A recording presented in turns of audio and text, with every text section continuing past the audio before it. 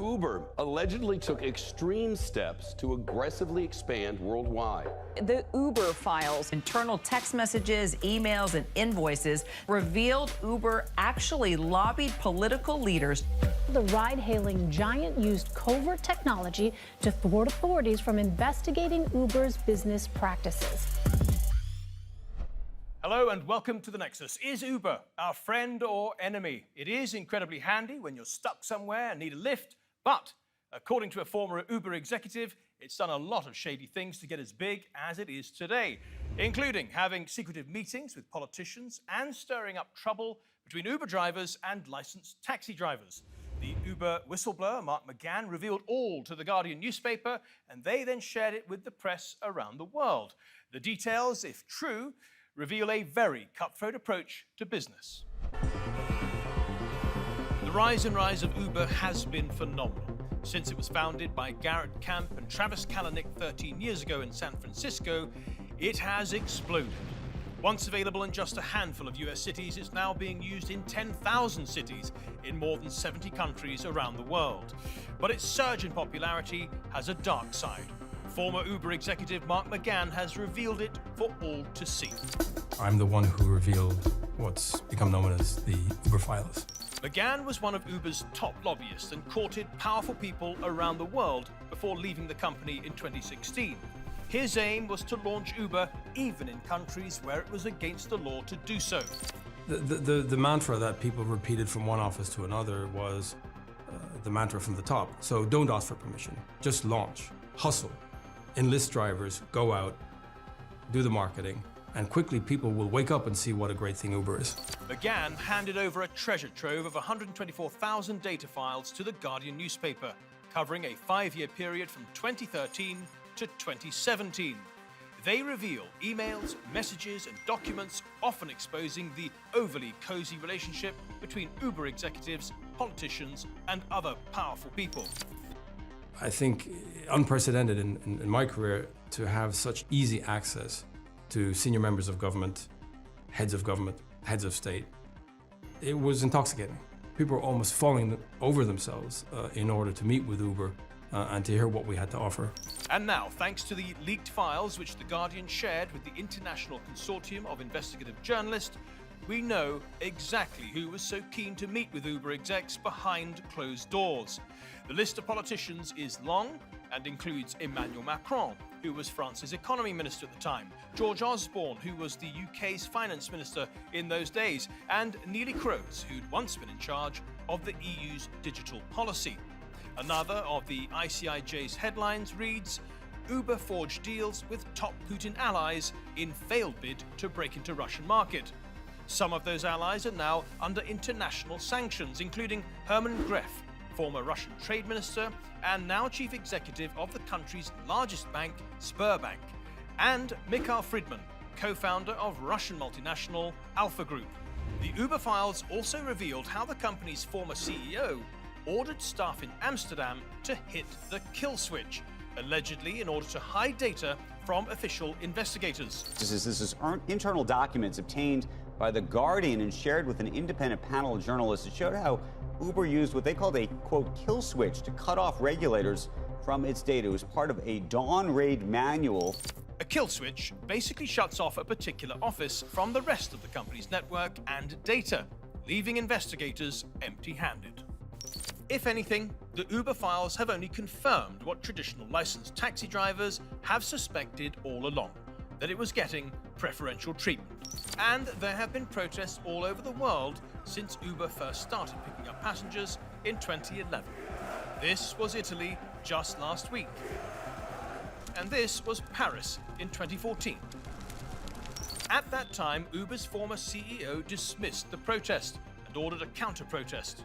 When he was warned it may lead to Uber drivers being attacked, he messaged, "I think it's worth it.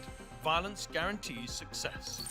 I think he meant that the only way to get governments to change the rules and legalize Uber and allow Uber to grow as Uber wished would be to keep the fight, to keep the controversy burning. When angry traditional licensed drivers started threatening Macgann personally, saying they'd kill him and posted his face and home address online, well, that's when he asked Uber to change its practices. They refused, and he resigned in 2016. 6 years later, Macgann now admits he is partly responsible for how drivers are treated today and hopes that he can help by blowing the whistle on Uber. And that's my motivation for doing what I'm doing in being a whistleblower. Obviously, it's not an easy thing to do. Both Uber and Kalanick have responded to Macgann's claims.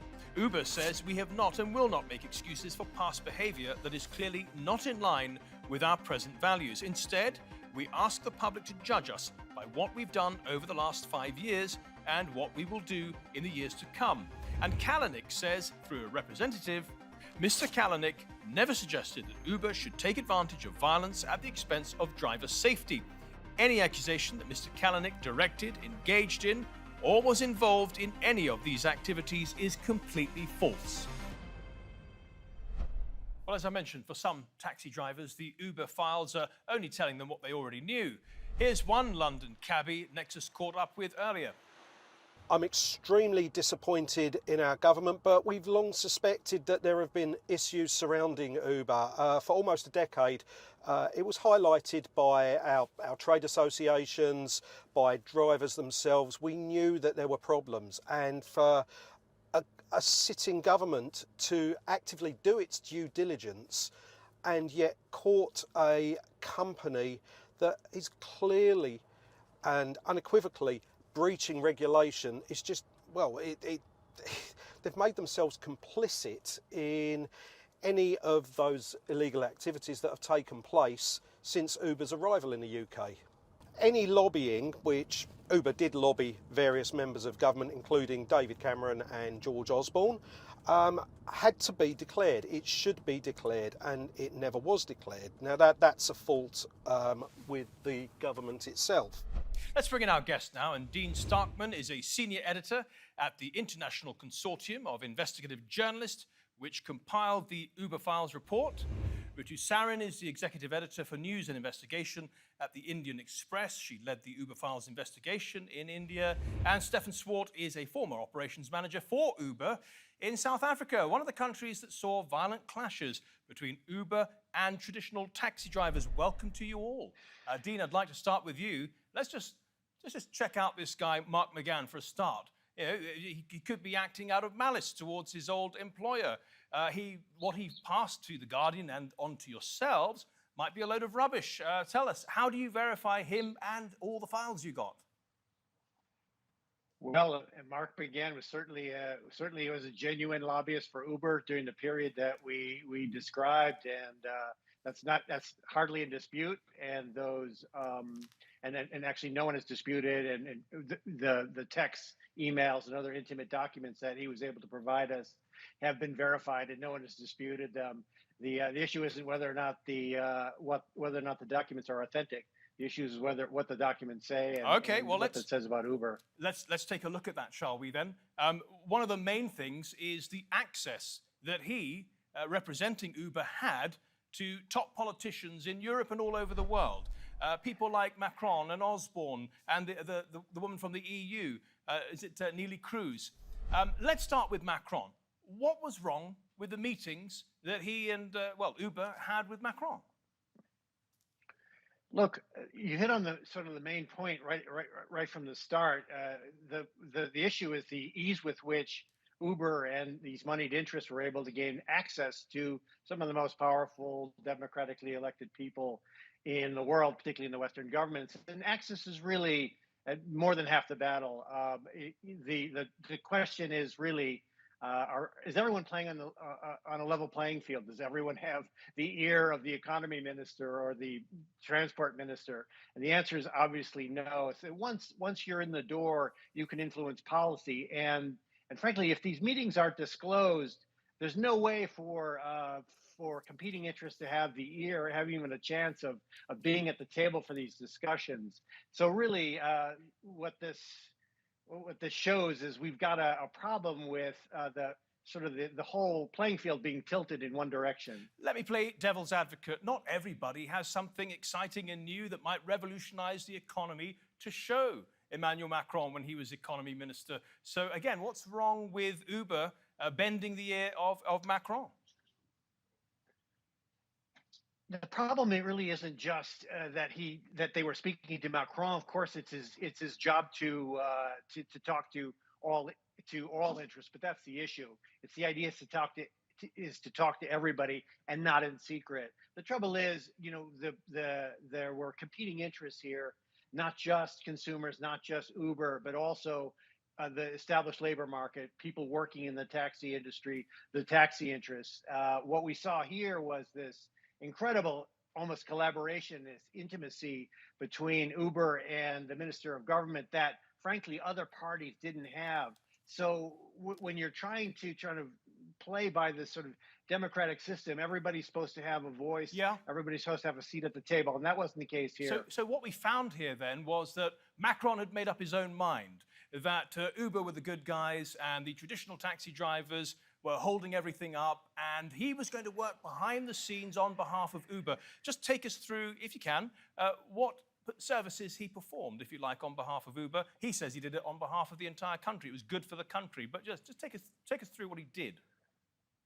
Well, some of the most really what the first thing is, he established this connection with Mark Macgann and other Uber lobbyists that other interests didn't have. But also, whenever some sort of regulatory matter came up, when a regulator tried to act against Uber, as in the case of Marseille, all we know is that the first thing that Uber did was to text Macron, and Macron said, which I found a very telling remark: the first thing we all have to do is stay calm, and I'll look into this immediately, et cetera. It just shows the degree to which the level of collaboration between these two parties, which really should be at arm's length. Next thing you know, that regulation has been amended, and Uber's happy. Ordinary cab drivers say, and they've told our producers and myself this morning, you know what, we're not really surprised by all of this. We had a feeling all of this was going on behind the scenes. A lot of ordinary people, too, are kind of sick of the undemocratic way that certain interests have great access to politicians and can bend the rules to help them. Can we talk about Neelie Kroes? So she used to be in the EU, in charge of the EU's digital policy, and she had resigned her post and was supposed to give, 18 months before working for another firm like Uber, but she wanted to get on with that as soon as possible, even before that time had elapsed. Just take us through what you think was wrong there. Well, what happened was, here's a person who was a former transport minister in the Netherlands and then became a European commissioner. These are high visibility posts that have enormous responsibility and are responsible for regulating huge sectors of the European economy. What happened was that very soon after leaving the post, there's an 18-month waiting period that she's supposed to be adhering to. She's asking the commission, can we waive that? I want to start to work for Uber. They say no. Okay. But during that period, she then, as we report, she intervened with former colleagues and ministers in the Dutch government to try and run interference for a police investigation in the Netherlands. And as soon as the waiting period expired, or just about the same moment, she begins to arrange meetings with with people at her old commission. It's all about not just bending the rules, helping out a private interest that when you were supposed to be representing the public interest not too long before. It's also about making sure that people have confidence in the process, that everyone is basically, these relationships are at arm's length, and that everyone's interest is being listened to. This is a classic case of gamekeeper turned poacher. It makes you wonder sometimes why people go into these government and regulatory jobs. Is it just to get the experience so that they can then go and work for a very, very well-funded private company and tell them how it all works inside of government and inside of regulatory institutions?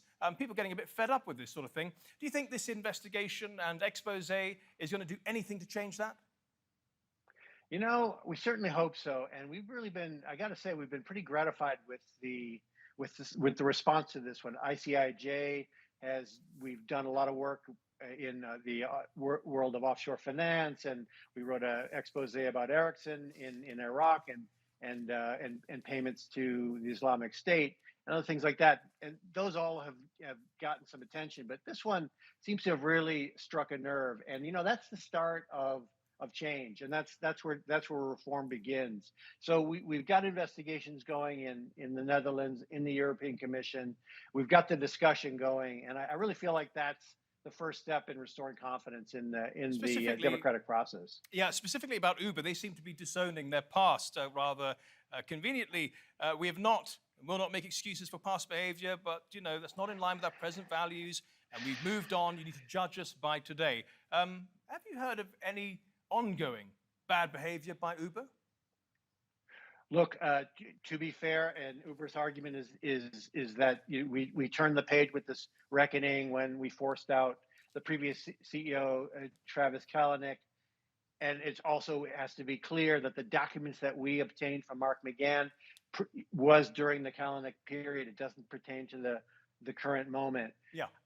We do hear from drivers, though, that the system that Kalanick and that previous regime was able to install in this market position of global dominance is really both tough on them and also tough on the taxi market in individual cities. So we've got this situation where they disavow the actions that actually provided their position of global dominance, and now they're taking advantage of it. The question is, will drivers receive a living wage? Will they have the normal protections and benefits of people who are basically working full time? And that's going to be the question. Understood. And it's far from clear that that's the case. Understood. One more question before we move on to our other two guests from South Africa and India. There was an implication that Travis Kalanick and the company at large exploited the violence between traditional cab drivers and the Uber drivers to push Uber into that market. How was that supposed to work, and did it work? And they've denied it, of course, but tell us a bit more about that part of the story.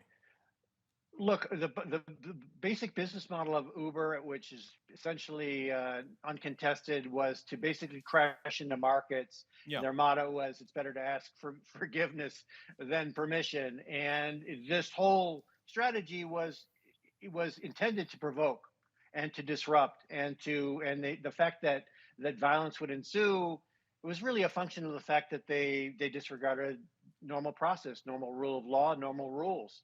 And so when taxi drivers fought back, I guess, in the way that they thought was the only way they could, and there's absolutely no excuse for violence against Uber drivers or anybody else for that matter.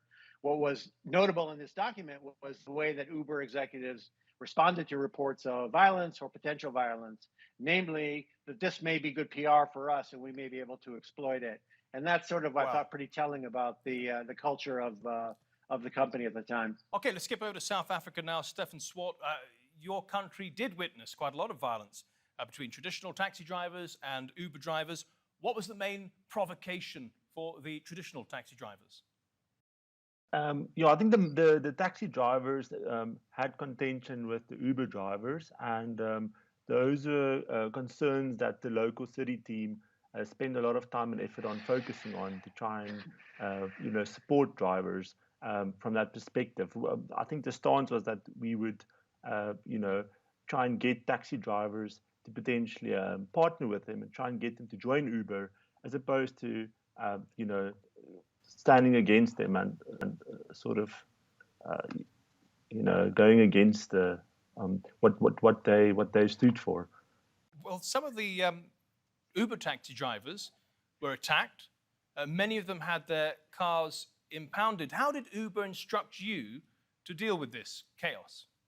Yeah, look, it was a very challenging environment for the city team, and so there were various safety features that Uber brought out to try and help drivers that are distressed, things like a panic button, things like an emergency response team that would get dispatched if a driver is in trouble.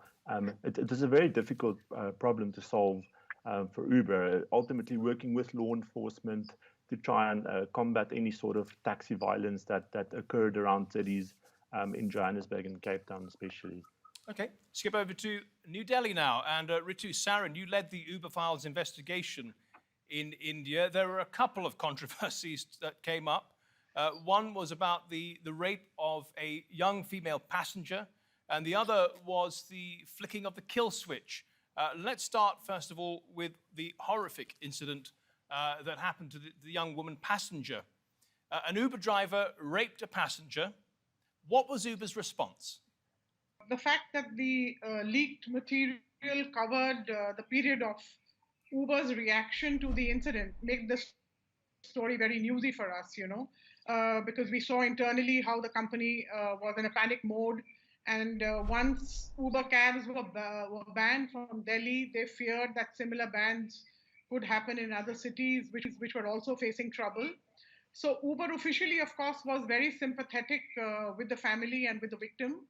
And one of the first emails I remember I noticed when we got the data and when we began the investigation with ICIJ was one from their top executives that said, we have to help stop the pandemic of violence in India. So that was Uber's sort of ethos. They think there's a pandemic of violence against women in India, and they have to help contribute or try to stop it. So there is a lot about the rape and the reaction of the company to the rape. And they also boast about how they would put this panic button. They don't want it to be called a SOS button. That is in the emails. They want it to be called a panic button. So we also, along with this principal investigation, did a spot investigation. Our reporter took 50 cab rides and showed how the panic buttons don't work. And we spoke to Uber drivers who said they wasted a lot of money installing them. And what was quite shocking is that 6 years after the rape incident, that was in 2014, 6 years later, the technology to integrate the panic buttons in an Uber cab with the State Transport Department technology and that of the Delhi police has not been done.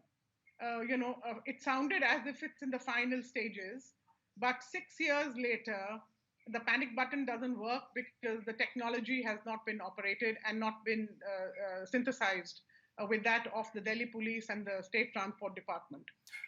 Let me ask you about the kill switch that was apparently thrown in India. Why did Uber order for that to happen? I would say that the Uber files expand very authoritatively on the use of the kill switch in countries like Paris and its attempted use in Brussels.